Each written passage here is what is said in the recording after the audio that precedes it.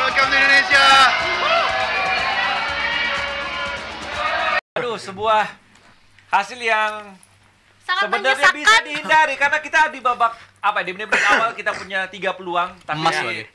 lagi-lagi kita kecolongan dengan hal yang tidak terduga. Ya ini sebenarnya gimana nih Mas Supri, apa yang terjadi nih? Iya, sebenarnya kan di menit-menit awal walaupun Jepang mendominasi, mengontrol dengan kedewasaan, kematangan dalam melakukan ball possession, Ball position. tapi kan kita punya momen ya, 3 kans yang bisa terciptanya gol. Tapi sayangnya memang tidak bisa dimaksimalkan dengan terjadinya gol. Kemudian tetap Jepang juga dengan game plan mereka, dengan jarak mereka terjaga, tapi kembali lagi bahwa gol pertama itu kan karena keterlambatan 2 center back kita untuk bisa mengantisipasi pemain-pemain dari Jepang yang berada di kotak penalti free. Itu sangat free sekali itu. Ya kan? Momen itu mereka maksimalkan dengan 1 gol. Walaupun memang itu menjadi kesalahan individu dalam hal taktikal. Ya kan? Yang kedua pun juga sama. Ketika Dek itu cedera, kemudian pergantiannya juga terlalu lama, memunculkan lubang.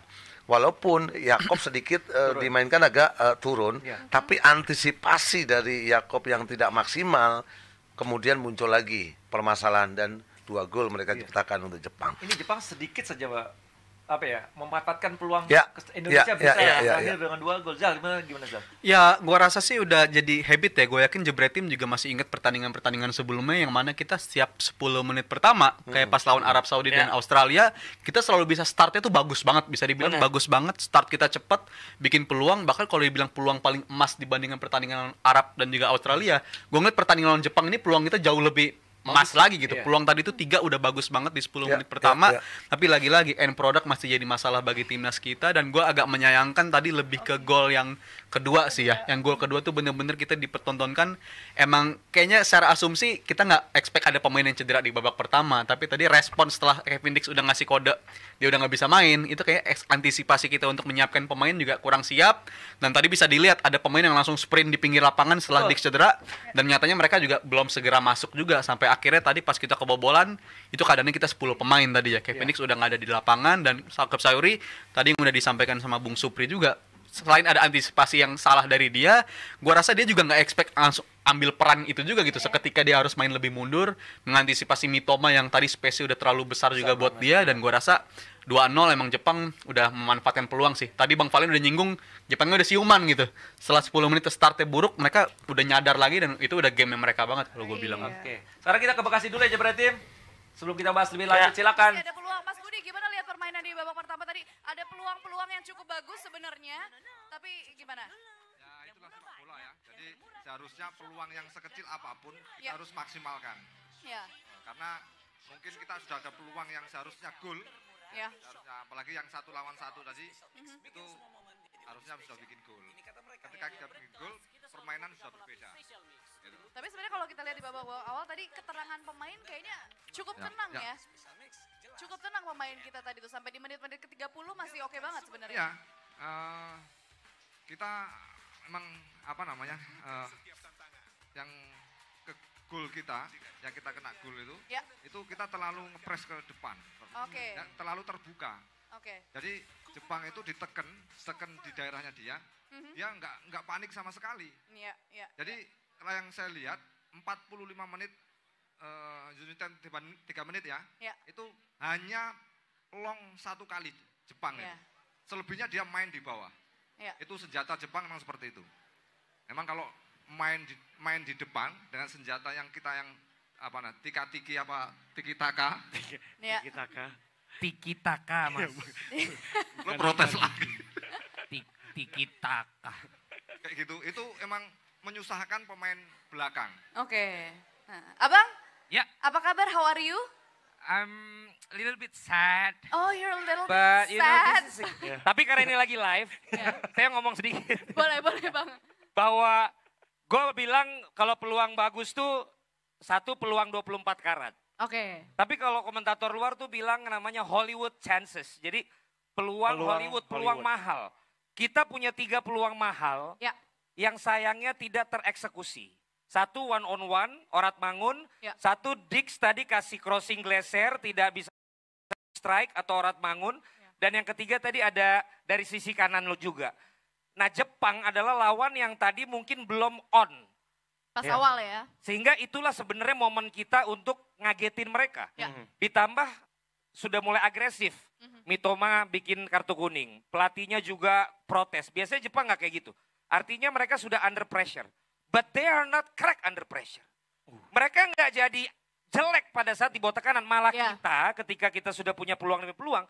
Tidak bisa menghasilkan gol. Mulai seperti lawan Cina. Kita terpancing untuk terbuka.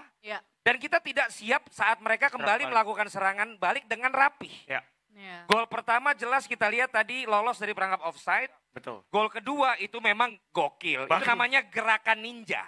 Ya, bagaimana pergerakan Mitoma memberikan umpan, melesat, ada cutback disambut oleh Minamino dan kita sampai terjadi ke pojok dan ya ampun tega. Martin pas tidak pas kali ini. Kurang pas. Tapi nanti semoga kalau ada peluang-peluang lain dari Jepang bisa pas tangkapannya ya. Sebagaimana janur kuning belum berkibar. Sepak bola selama 90 menit wasit belum meniup peluit panjang. Maka seluruh bangsa Indonesia termasuk yang ada di Bekasi ini harus tetap yakin bahwa Indonesia bisa mencetak gol di babak yang kedua. Tepuk tangan yo, woi. Tepuk tangan ya dong. Semangatnya jangan mati dulu kita. Masih ada babak kedua. Abang, oke, kalau gitu semuanya kita akan segera menyaksikan ya pertandingan babak kedua. Kita tes sekali lagi, siapa kita? Indonesia! Siapa kita? Indonesia! Oke. Handbuke. Enggak. Terima kasih Fantastic Four yang ada di Bekasi. Telak. Kok kira nggak segininya? Lihat sentuhannya. Harus dilakukan oleh Indonesia di babak kedua nih Mas Supri. Ya tetap tetap yakin kemudian mencoba untuk memaksimalkan game plan seperti di babak pertama, tapi jangan banyak melakukan kesalahan, itu penting. Bisa zero mistake lah ya. Ya. Oke. Karena pemahaman taktikal, game understanding itu kan sangat penting. Apalagi lawannya kan Jepang. Jepang tidak hanya sistemnya yang mereka bangun dengan kuat, tapi individu-individu mereka sudah bermain di liga-liga Eropa. Kita kalah 3-1, kali ini hasilnya cukup berbeda. Ya. Apa yang terjadi di babak kedua secara keseluruhan, Zal? Ya praktis mereka nggak nurunin intensitas ya. Mereka tetap ngejalanin game plan mereka seperti di babak pertama, dan juga yang lebih sakit lagi di babak kedua kita nggak bisa berubah gitu. Dimana gol-gol dari error sendiri masih terjadi. Tadi ada gol juga dari error ya. Bahkan dua-duanya bisa dibilang error lah. Yang gol pertama itu berasal dari Martin pas hilang bola di belakang, dan kalau gol yang selanjutnya si Sugawara dia punya waktu 2 detik 3 detik, kita nonton aja gitu. Dia bisa dengan leluasa nembak, dan itu bisa dibilang costly lah, bisa dibayar mahal banget gitu. Dan juga kenapa kita dari tadi ngejar satu gol karena gue bilang goal difference di grup kayak gini bakal penting banget gitu. Karena ini bakal berpengaruh ke lolos nggak lolosnya nanti kalau kita ngejar ke 3 dan 4. Gue rasa goal difference bakal berpengaruh, dan kita hari ini nggak bisa nyetak 1 gol pun menurut gue bakal dibayar mahal di ending nanti kalau kita nggak segera bisa dapat poin di game selanjutnya. Produk lagi yang jadi sampai dengan sekarang ya Om Supri. Ya, intinya kan sebenarnya bukan kekalahannya yang kita sesalkan ya. Ini bermain di kandang. Motivasi, ekspektasi masyarakat tinggi, peluang-peluang yang kita miliki itu tidak semua terjadi gol gitu loh. Ini yang menyayangkan gitu loh. Ketika di 10 menit pertama kita mampu mencetak 3 gol, situasinya akan berbeda. Dan 2 kesalahan error yang dilakukan oleh para pemain kita itu kan potensinya juga tidak akan membuat kita itu tertekan dalam 90 menit selama pertandingan. Oke, boleh dibilang 3 gol. Oke, sahabat-sahabat Garuda Fans, saya rasa cukup statement barusan. Jadi bagaimana tanggapan kalian? Silahkan ditulis di kolom komentar, dan jangan lupa like dan subscribe channel ini agar kalian tidak ketinggalan informasi penting khususnya Timnas Indonesia. Salam sepak bola keren, salam sepak bola bersih bersama Bapak Erick Thohir, Timnas Garuda Jaya. Bersama saya, salam olahraga.